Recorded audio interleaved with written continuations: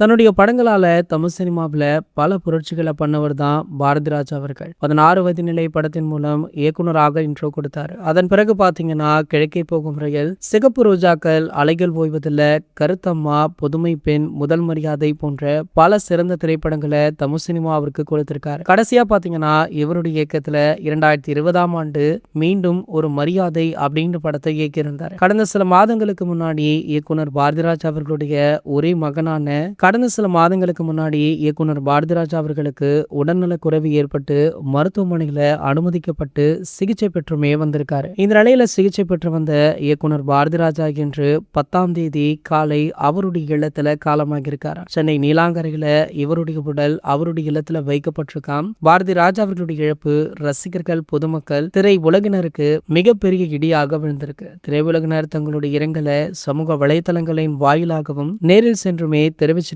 இருக்காங்க. பாரதிராஜாவுடைய மகன் மனோஜ் பாரதிராஜா அவர்கள் கடந்த 2020ஆம் ஆண்டு மாரடைப்பு காரணமாக மரணமுற்றார் அப்படின்ற செய்தி அறிந்த பின்னர் தான் பாரதிராஜா அவர்களுடைய உடல் சற்று இன்னமுமே மோசமாச்சான். சோ அப்போதுல இருந்தே அவர் மனம் உடைந்து போய் உள்ளார் அப்படின்ற தகவல் வைரலாச்சு. இதனடுத்து தற்போது இவருக்கு பலருமே அஞ்சலி செலுத்தி வரும் வழியில நடிகர் ரஜினிகாந்த் அவர்கள் நேரில் சென்று அஞ்சலி செலுத்திய புகைப்படங்கள் வைரலுமே ஆகிட்டு இருக்கு.